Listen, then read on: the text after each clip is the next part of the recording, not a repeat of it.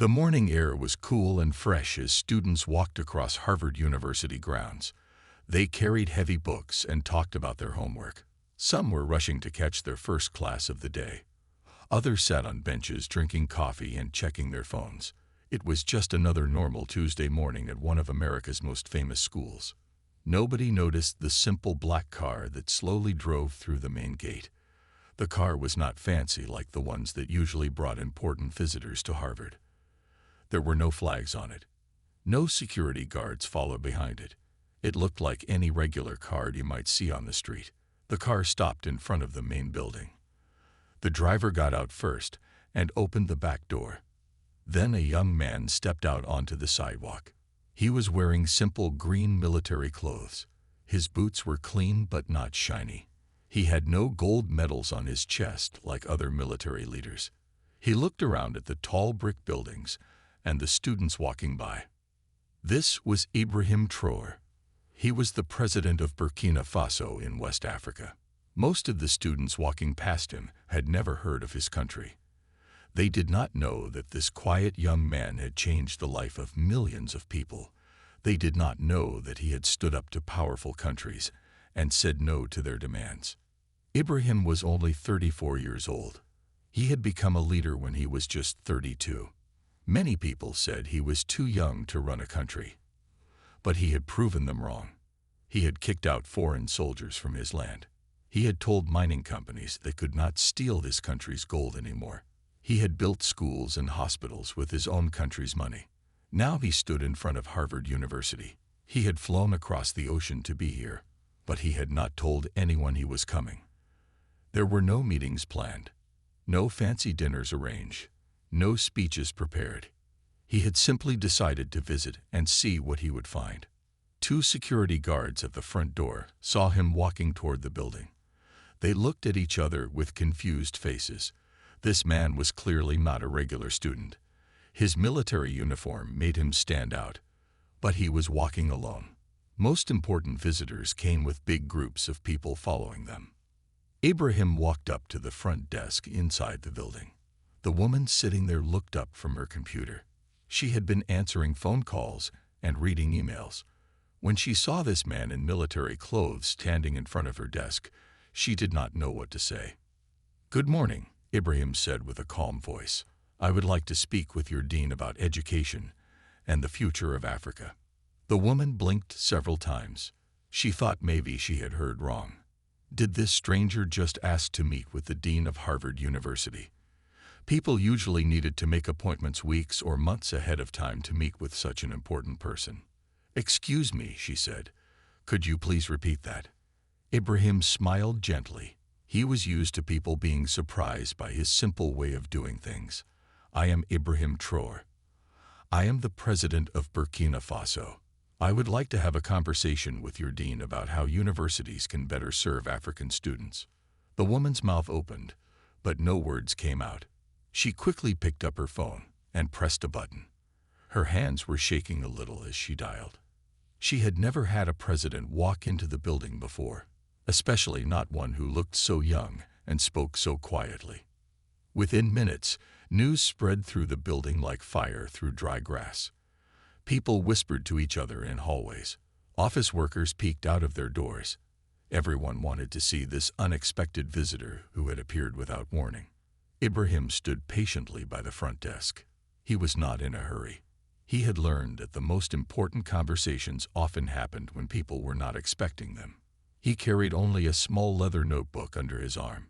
Inside it were his thoughts about education, leadership, and how Africa could build its own future.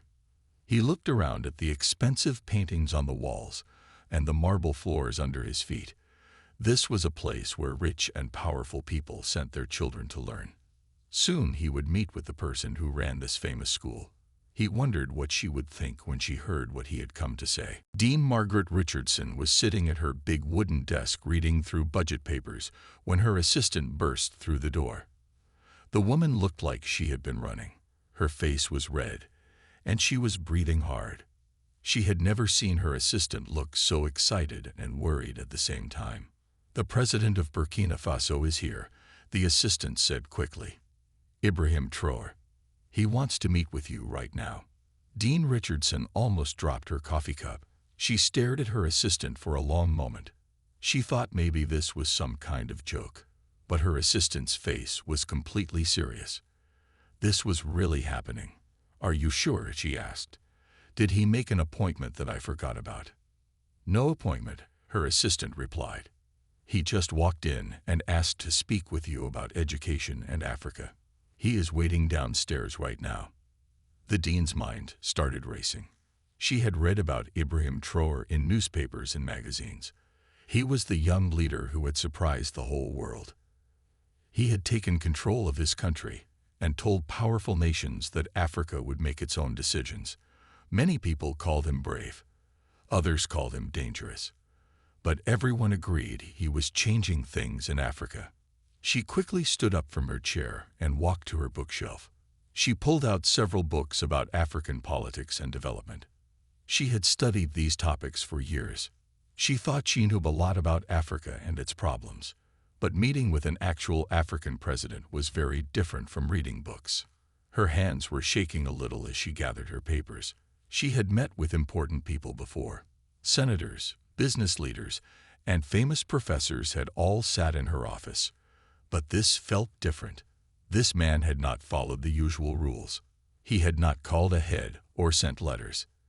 He had simply appeared and asked for a meeting. She called her secretary and asked her to prepare the main conference room. Then she called the head of security to make sure everything was safe. She wondered if she should call other professors to join the meeting. But there was no time. Ibrahim Traore was waiting, and she did not want to keep a president waiting. The dean looked at herself in the mirror behind her door. She straightened her blue blazer and fixed her hair. She tried to calm her breathing. She had given speeches to thousands of people. She had debated with world leaders on television. But somehow she felt nervous about meeting this young African president. She grabbed her notebook and a pen. She picked up a folder with information about Harvard's African Studies programs. She wanted to show him all the good work they were doing. Harvard had scholarships for African students. They had research projects about African development. They even had partnerships with some African universities. As she walked down the hallway toward the conference room, she thought about what she would say. She would welcome him to Harvard. She would ask about his country and his plans. She would tell him about all the ways Harvard was helping Africa. She felt more confident as she practiced the words in her mind. Other staff members were peeking out of their offices as she walked by. Word had spread quickly through the building. Everyone wanted to catch a glimpse of the unexpected visitor. Some were taking pictures with their phones. Others were whispering excitedly to each other. The dean reached the conference room door and paused. She took a deep breath and tried to remember everything she knew about Burkina Faso. It was a small country in West Africa. It had problems with poverty and terrorism. The people there needed help with education and development. She felt ready to discuss these issues. She opened the door and stepped inside.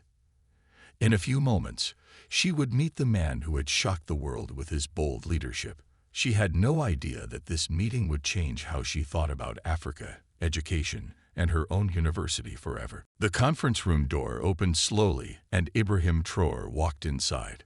He moved with quiet confidence, like someone who had faced much bigger challenges than university meetings. Despite being only 34 years old, he carried himself with the calm strength of someone much older. His simple green military uniform had no fancy decorations or shiny medals on it. Dean Richardson stood up from her chair to greet him. She had expected someone who looked more powerful and intimidating. Instead, she found herself looking at a man who seemed more like a thoughtful teacher than a revolutionary president. His eyes were kind but serious. When he smiled, it was genuine and warm. "Thank you for seeing me without any notice," Ibrahim said as he reached out to shake her hand. His voice was calm and clear. He spoke English well with a slight accent that made his words sound musical. "I believe we have much to discuss about education and the future our young people deserve. Please sit down," the dean said, gesturing to the chairs around the large table. She was surprised by how normal this felt. She had expected something more dramatic or formal. But Ibrahim sat down like any other visitor would. He placed his small leather notebook on the table in front of him. The dean had prepared a long speech about Harvard's achievements and programs. She had planned to talk about their scholarships and research projects. But something about Ibrahim's quiet presence made her forget all of that. Instead, she found herself just looking at him and wondering what he was thinking. "I hope your flight was comfortable," she said, trying to start a normal conversation. "It was long but gave me time to think," Ibrahim replied. He looked around the room at the expensive furniture and the portraits of important people on the walls. "I spent many hours reading about Harvard and its history. You have educated many leaders who went on to change the world." The dean felt proud when he said this. Harvard had indeed trained presidents, scientists, and business leaders. Some of the most important people in America had studied in these buildings. She was about to mention some famous alumni when Ibrahim continued speaking. "I am curious about something," he said, leaning forward slightly. "How many of those leaders came from Africa? And of those who did, how many returned home to help their own people?" The question caught the dean off guard. She had not expected him to ask about this so directly. She thought for a moment about the African students who had graduated from Harvard over the years. Many had stayed in America or Europe after finishing their studies. Some had gotten good jobs with international companies. But very few had gone back to Africa to become leaders there. "We have had many successful African graduates," she said carefully. "They have gone on to work for the United Nations, the World Bank, and other important organizations." Ibrahim nodded politely, but his expression did not change. "I see," he said. "So they learned to work for Western organizations that make decisions about Africa. But did they learn to lead Africa itself?" The dean felt uncomfortable with this question. She had never thought about it this way before. Harvard was proud of all its graduates, no matter where they ended up working. But Ibrahim was asking something different. He was asking whether Harvard actually helped Africa or just helped Africans leave Africa.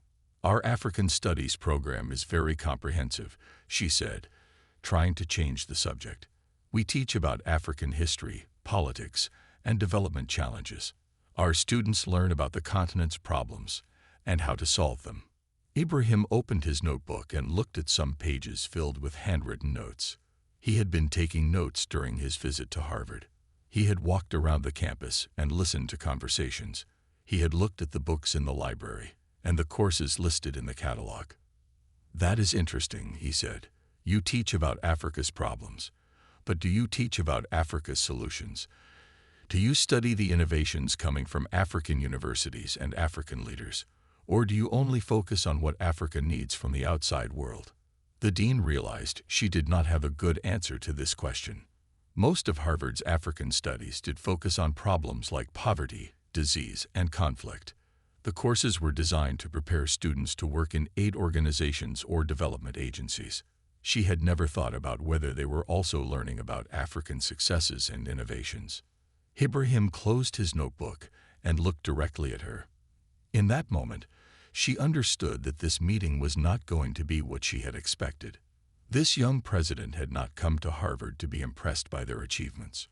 He had come to ask questions that would make her think about things in a completely new way. Ibrahim looked directly at Dean Richardson and asked his first real question. "Tell me, Dean Richardson, how many African students graduate from Harvard each year, and how many return to build their home countries?" The question hung in the air like smoke from a fire. It seemed simple that the dean knew it was loaded with deeper meaning. She felt her stomach tighten as she realized she did not have exact numbers ready. She had statistics about diversity and international students, but not specifically about what happened to African graduates after they left Harvard. "Well," she began slowly, "we have students from over 50 African countries. They participate in our scholarship programs and diversity initiatives. We are very proud of our commitment to African education." But Ibrahim waited patiently for her to answer his actual question. His face showed no judgment, just quiet attention. He was not trying to embarrass her. He genuinely wanted to know the truth about where Harvard's African graduates ended up. The dean shuffled through her papers looking for numbers. She found statistics about total international students and percentages of minorities in different programs, but she realized with growing discomfort that she had never tracked how many African students actually returned to Africa after graduation. "I would need to research the exact numbers," she admitted, "but many of our African graduates go on to important positions in international organizations, government agencies, and global companies." Ibrahim nodded slowly. "So they learn to work for Western organizations that make decisions about Africa," he said. "But how many learn to make decisions about Africa from within Africa itself?" The dean felt heat rising in her cheeks. She had never thought about this distinction before. Harvard was proud when their graduates got prestigious jobs anywhere in the world. But Ibrahim was asking whether these jobs actually helped Africa or just helped individuals escape Africa. Then Ibrahim asked his second question, and this one cut even deeper. "What does Harvard teach about African leadership? About our resources, our potential, our solutions?" The dean began explaining their African studies curriculum. She talked about courses on African history, politics, and development challenges. She mentioned research projects on poverty reduction, disease prevention, and conflict resolution. She spoke about partnerships with aid organizations working in Africa. But as she talked, she began to hear her own words differently. Everything she mentioned was about problems in Africa. The courses focused on what was wrong with the continent. The research looked at how outsiders could fix African issues. The partnerships were all with Western organizations going to help Africa. "We also study traditional African cultures," she added, trying to think of something positive. "And we examine the impact of colonialism on modern African societies." Ibrahim listened without interrupting. When she finished, he asked quietly, "But do you study African innovations in technology, agriculture, or governance? Do you learn about African universities that are creating new solutions? Do you examine how young African leaders like myself are changing their countries?" The dean realized with growing embarrassment that Harvard's African Studies program treated Africa like a museum piece or a charity case. They studied African culture as something old and traditional. They studied African problems as something that needed outside help to solve. But they did not study modern Africa as a place where people were creating their own solutions. "Do you teach your students about the African Continental Free Trade Agreement?" Ibrahim continued. "Do they learn about African countries that are growing faster than European ones? Do they study African cities that are becoming technology hubs?" Each question felt like a gentle but firm push against everything the dean thought she knew about education and Africa. She realized that Harvard was teaching students to see Africa through the eyes of people who wanted to help or change it, not through the eyes of Africans themselves. "We focus on preparing students to address global challenges," she said weakly, "including the challenges facing Africa." Ibrahim opened his notebook again and looked at his notes. "I have been reading your course descriptions," he said. "I noticed that when you study European countries, you focus on their achievements, innovations, and contributions to the world. When you study Asian countries, you examine their economic growth and technological advances. But when you study African countries, you focus mainly on their problems and their need for assistance." The dean felt her worldview shifting under the weight of his words. She had never noticed this pattern before, but now it seemed obvious. Harvard did treat different continents very differently in their academic approach. Africa was studied as a problem to be solved, not as a place with its own solutions to offer. The room felt smaller somehow, and the air seemed thicker. The dean realized that this conversation was not going at all like she had planned. Ibrahim leaned forward in his chair and spoke with quiet intensity.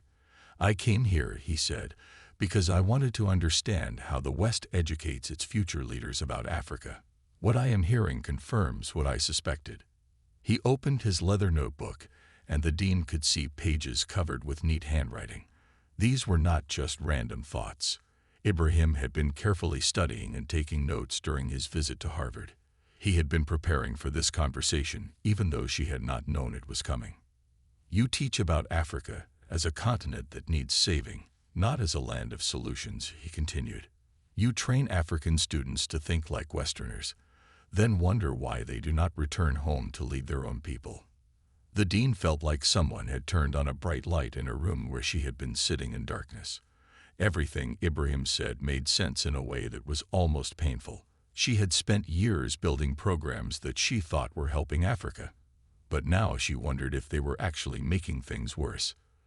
"Let me tell you what is happening in my country," Ibrahim said. His voice became warmer as he began to share his story. "When I became president, everyone said I was too young.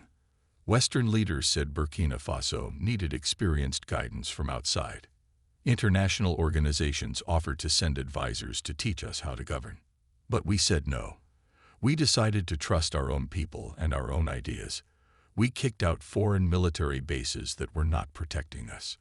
We told mining companies they could not take our gold without sharing the profits with our people. We built schools and hospitals using our own resources instead of waiting for foreign aid." The dean listened with growing amazement. She had read news reports about Ibrahim's rise to power, but they had focused mainly on the political drama. She had not understood the deeper philosophy behind his actions. He was not just changing policies. He was changing how his country thought about itself. "The results speak for themselves," Ibrahim continued. "Our economy is growing. Our people have more access to education and health care. Our young people are starting businesses instead of trying to leave the country. We are proving that Africans can solve African problems when we stop waiting for permission from the outside world." He flipped through his notebook and showed her some statistics he had written down.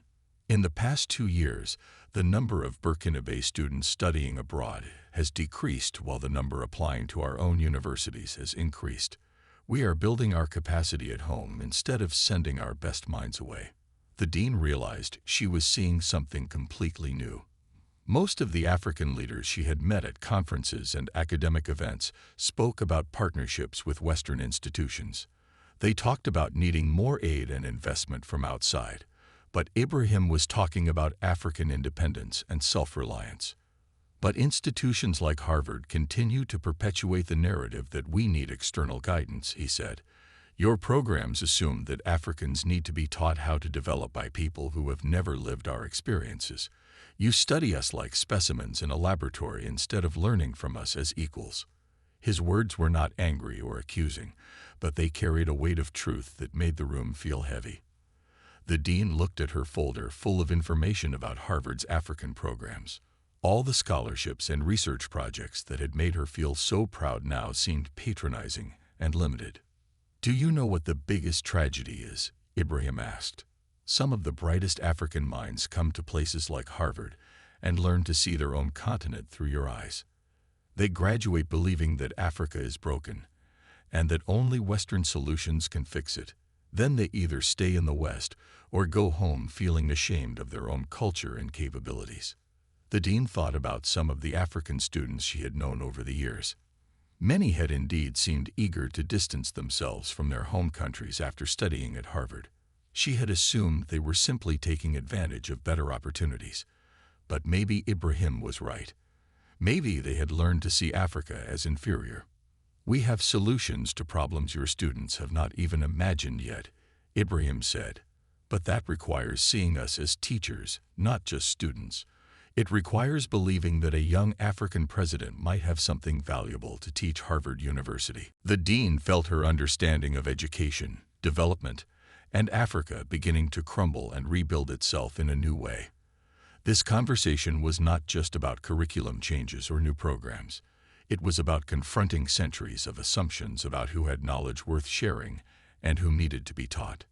Ibrahim stood up from his chair and walked to the large window that looked out over Harvard Yard. Students were moving between buildings carrying backpacks and books. Some were sitting on benches talking and laughing. Others hurried past with serious expressions on their faces. These young people came from all over the world to study at one of the most famous universities on earth. "I have a proposal for you," Ibrahim said, turning back to face the dean.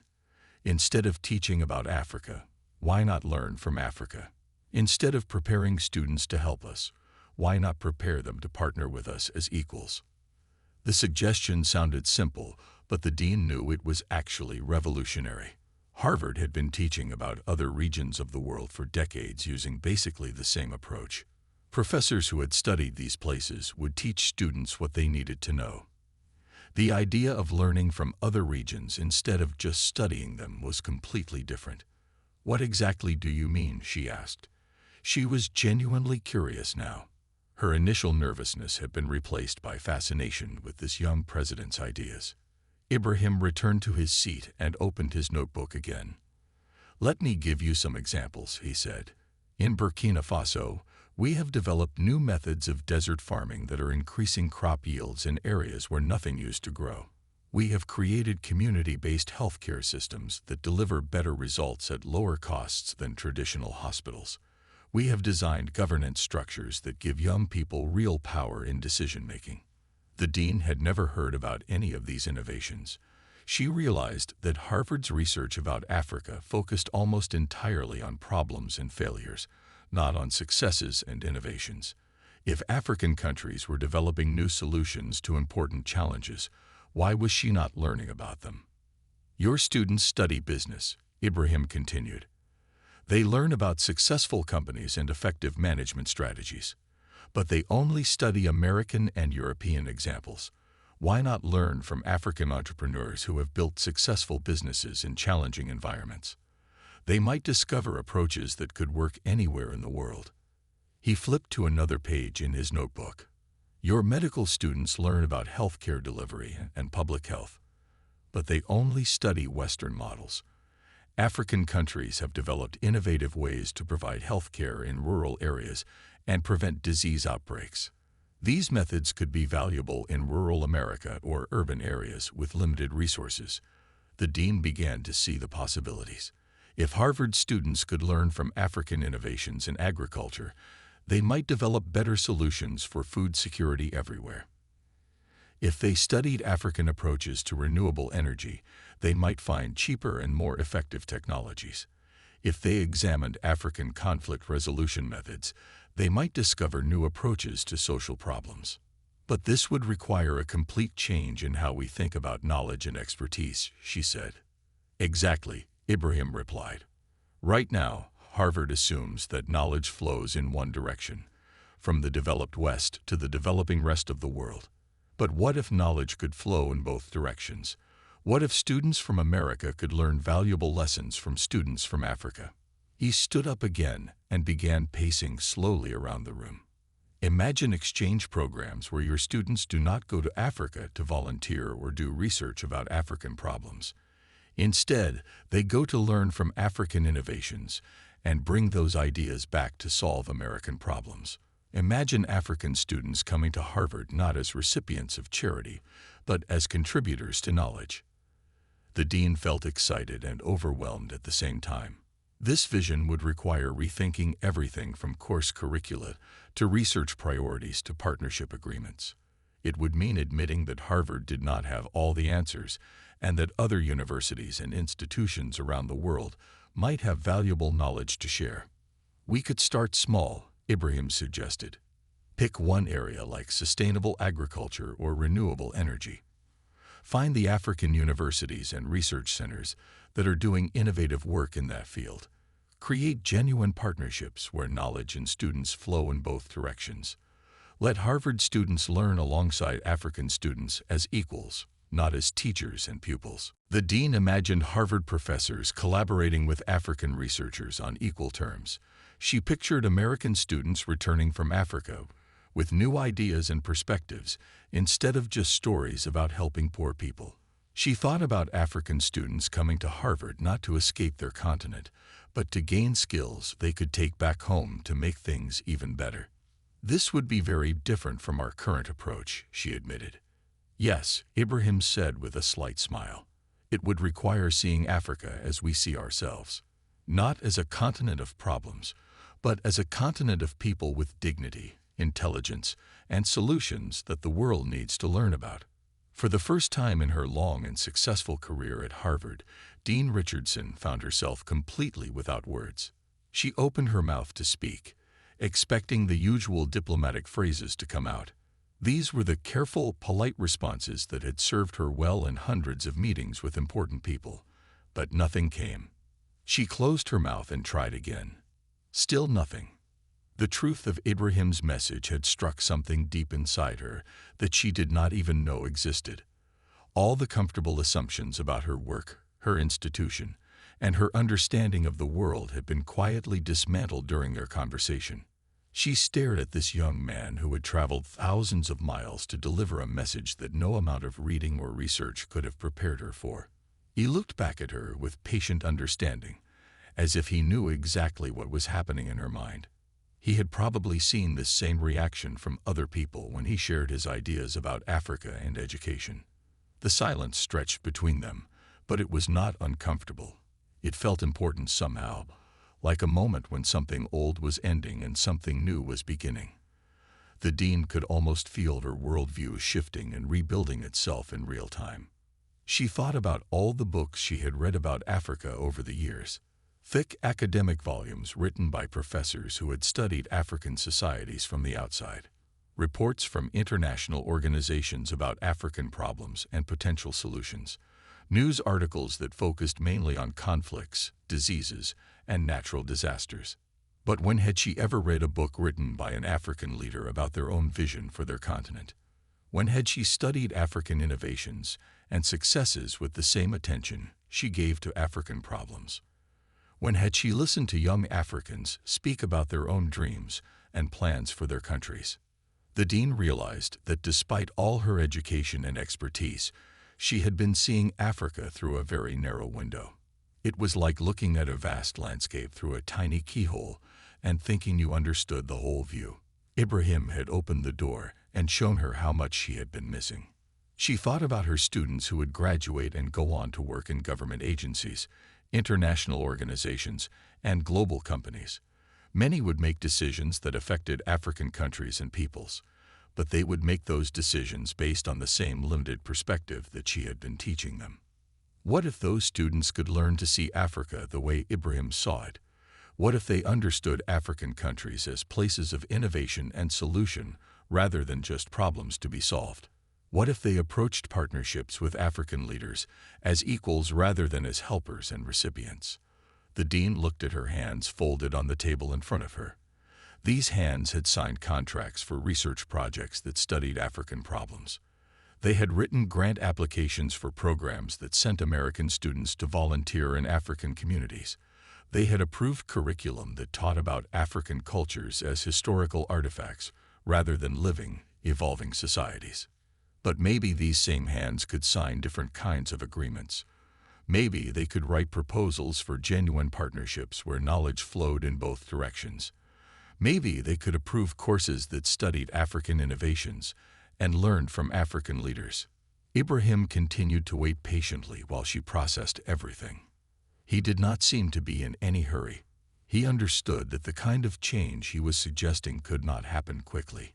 It would require time, thought, and careful planning. The dean finally looked up at him again. When she tried to speak this time, her voice came out different than before. It was quieter, less confident, but somehow more real and honest than it had been in years. "I do not know what to say," she admitted. "Everything you have told me makes sense, but it means questioning everything I thought I knew about my work and my institution." Ibrahim nodded with understanding. "That is exactly what I hoped would happen," he said gently.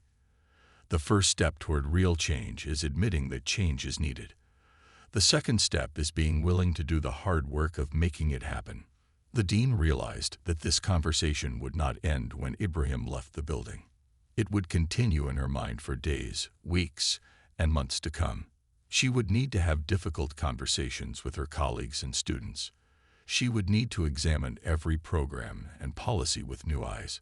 She would need to find the courage to admit that Harvard, despite all its prestige, had been getting something very important wrong for a very long time.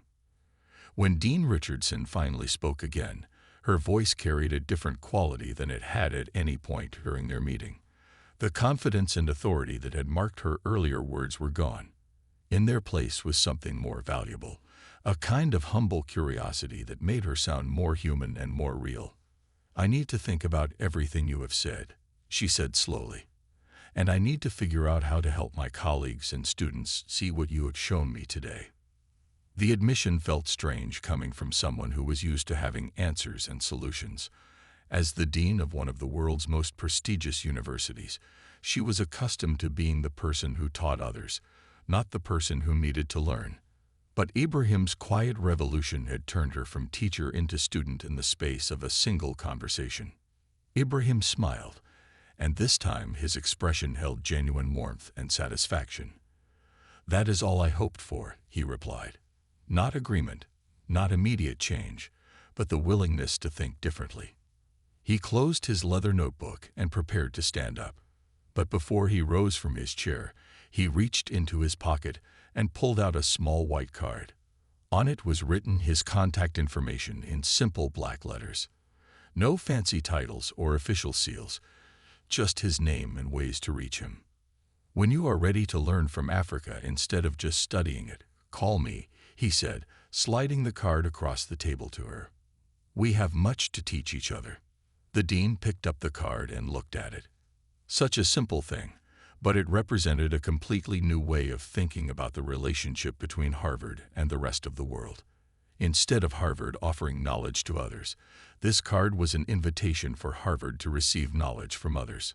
As Ibrahim stood up, the dean rose as well. She wanted to say something profound or meaningful to mark the importance of this moment, but she realized that simple honesty was more powerful than grand speeches.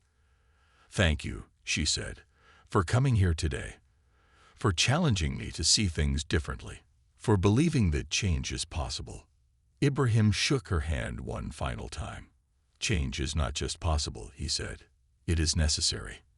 And it starts with conversations like the one we just had." He walked toward the door, moving with the same quiet confidence he had shown when he entered. But now the dean understood that this confidence came not from arrogance or power, but from the deep knowledge that he was working to build a better world for his people and for all people. After he left, the dean remained standing in the conference room for a long time. She looked out the window at Harvard Yard, where students continued moving between classes just as they had before Ibrahim's visit.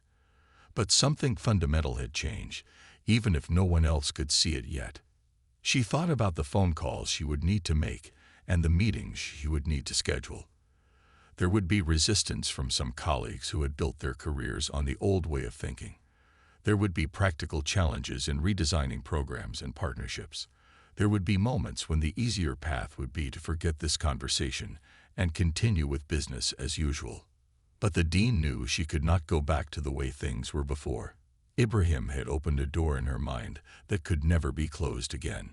She had seen Africa through African eyes for the first time, and that vision would stay with her forever.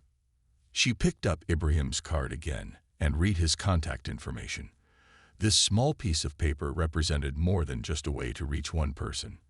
It was a bridge between two worlds that had been talking past each other for centuries. It was an invitation to build something completely new. The dean walked to her office and sat down at her computer. She began typing an email to her senior staff, requesting a meeting for the following week. The subject line read, "Reimagining our approach to global education." She paused before hitting send, knowing that this email would start a process that would change Harvard forever. But change was exactly what was needed. Ibrahim had shown her that Harvard's greatest strength, its commitment to excellence and truth, required them to admit when they were wrong and find better ways forward. The university that had educated presidents and Nobel Prize winners could surely find the courage to learn from a young African leader who had walked unannounced into their building. As she sent the email, the dean smiled for the first time that day. She felt nervous and excited and overwhelmed all at once. But most of all, she felt hopeful. If Harvard could change the way it thought about Africa, maybe other institutions would follow.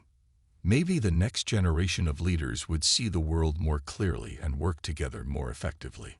She looked out her office window one more time at the students crossing Harvard Yard. Soon, some of those students might have the opportunity to learn from African innovations in agriculture, technology, and governance.